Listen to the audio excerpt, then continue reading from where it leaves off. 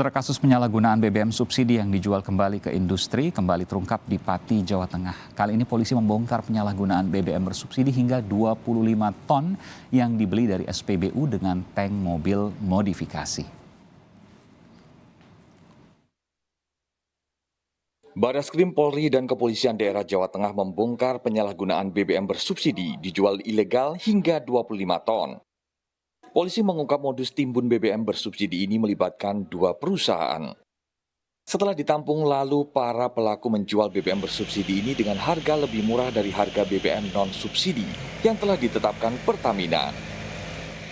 Direktur Tindak Pidana Tertentu Barreskrim Polri, Brigjen Pipit Rismanto menyebut modus para tersangka adalah membeli BBM bersubsidi dari SPBU menggunakan tangki mobil modifikasi. Dari beberapa perusahaan tersebut yang saya sampaikan modusnya tersebut, ini kemudian dijual kembali untuk kepentingan non-subsidi atau kepentingan industri. Dalam hal ini ada sebagian untuk kepentingan kapal nelayan di atas 30 JT, ton. Kemudian ada juga untuk kepentingan industri lainnya, seperti daerah-daerah tambang dan yang lain-lainnya. Polisi sudah mengamankan 12 orang tersangka dalam kasus ini. Kapolda Jawa Tengah Irjen Ahmad Lutfi menyebut pihaknya sudah mengungkap 8 kasus penyalahgunaan BBM bersubsidi di Jawa Tengah. Polisi juga mengembangkan kasus ini ke daerah lain dari barang bukti kapal tanker yang diamankan di Semarang. Secara umum kami sampaikan bahwa Polda Jawa Tengah telah mengungkap di 7 Polres. Di sini adalah Polres yang ke-8 kita ungkap. Salah satu barang bukti yang kita amankan adalah satu buah tanker yang sekarang ada bersandar di Semarang yang ada koneksinya dengan Jakarta. Ini yang akan dikembangkan lebih dalam. Setelah terbongkarnya kasus ini, pihak Pertamina Jawa Tengah meningkatkan pengawasan, termasuk di setiap SPBU. Pertamina ini membatasi pembelian hanya 200 liter. Setiap pembelian kita batasi jumlah pembeliannya, artinya kita membatasi untuk biosolar itu maksimal di 200 liter per pembelian. Nah, ini kita pantau realisasinya dan kita turunkan tim untuk memeriksa penjualan semua lembaga penyalur tidak boleh lebih dari 200 liter. Selama Januari hingga Mei 2022, kepolisian telah mengungkap 230 kasus penyalahgunaan BBM bersubsidi. Dari seluruh kasus, polisi mengamankan 335 orang tersangka. Tim Liputan Kompas TV. Saudara, apakah polisian menemukan indikasi kerjasama pihak SPBU dengan tersangka pembeli BBM subsidi dalam kasus ini? Bagaimana pengawasannya agar masyarakat tidak kesulitan mendapatkan BBM bersubsidi? Kita bahas bersama Direktur Tindak Pidana Tertentu Tipiter Barreskrim Polri, Brigadir Jenderal Polisi Pipit Rismanto. Selamat malam, Pak Pipit. Selamat malam. Iya. Kapolda Jawa Tengah menyebutkan bahwa pengungkapan ini yang ke-8 kali di Jawa Tengah. Apakah polisi juga menemukan indikasi peran dari SPBU dalam hal ini?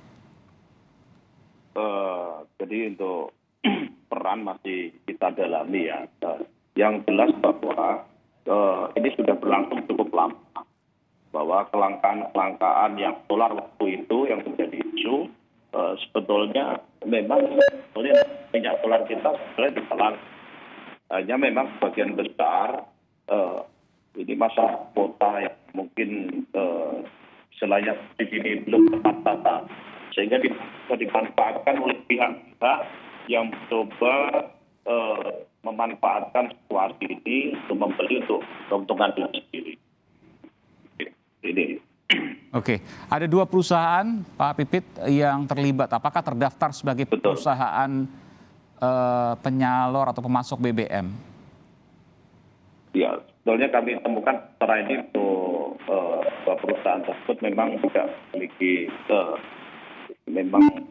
bergerak yang transport tidak memiliki INU dalam macamnya, sehingga kami menduga bahwa saat ini kenapa kami melakukan penegakan hukum karena memang sebenarnya perusahaan transport ini tidak sepenuhnya dia melakukan kegiatan yang secara legal. Karena minyak solar yang ada itu memang sudah diikuti diperjualbelikan oleh beberapa oknum menggunakan kendaraan modifikasi. Oke. Ya, kemudian ternyata dikirim ke perusahaan-perusahaan tersebut.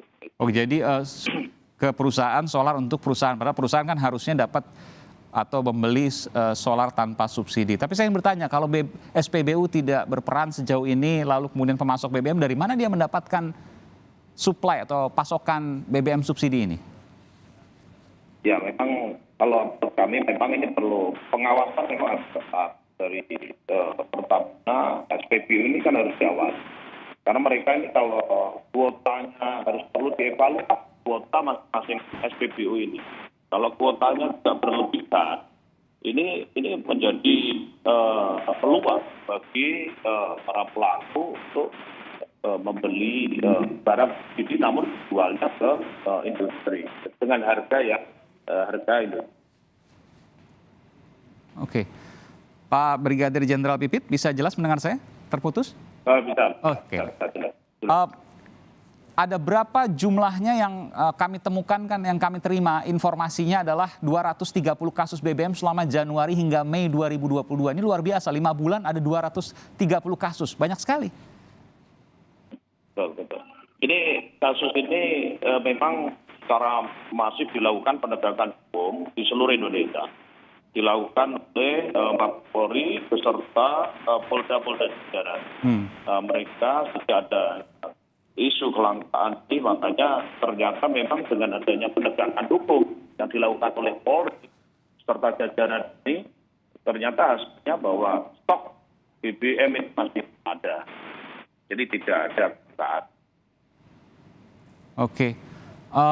Ini karena ada disparitas perbedaan harga yang cukup tinggi antara solar subsidi dengan solar non subsidi. Tentu ini memunculkan pasar gelap atau yang kita lihat saat ini, penyelundupan, kemudian timbun dan lain sebagainya. Bagaimana polisi menjaga hal ini agar tidak berkembang? Karena terus pasti akan cari kesempatan, cari peluang untuk kemudian melakukan hal-hal yang jahat seperti ini. Jadi kami juga mendorong polisi-polisi berseragam yang sampai jajaran Polsek untuk membantu Pertamina dan SPBU untuk melakukan pengawasan. Namun demikian, dari fungsi penegakan hukum, kita juga harus membuat seimbang. Kita melakukan penegakan hukum, tapi mengingatkan para pelaku bahwa kami penegakan hukum ini tidak akan berhenti, dan kita akan lakukan secara konsisten. Dan kami ingatkan untuk kendaraan, untuk dunia usaha yang memiliki kewajiban untuk menggunakan minyak non subsidi atau industri, kembalilah untuk membeli yang menggunakan non subsidi maupun industri. Jangan membeli yang sembarangan. Dan kami akan melakukan penegakan hukum kepada korporasi-korporasi yang diduga memanfaatkan minyak subsidi. Oke, artinya begini Pak Pipit, tidak hanya yang menjual, ya, yang menimbun, tapi yang membeli dan dia tahu bahwa itu adalah solar hasil timbunan, penyelundupan, maka dia juga bisa dikenakan pasal jeratan hukum. Pasti kita akan lakukan penegakan hukum karena kan mereka memang harus menggunakan minyak industri, sehingga manakala mereka tetap menggunakan minyak subsidi, ya kami lakukan penegakan hukum. Baik. Terima kasih Brigadir Jenderal Polisi Pipit Rismanto, Direktur Tindak Pidana Tertentu Bareskrim Polri. Terima kasih Jenderal, selamat malam.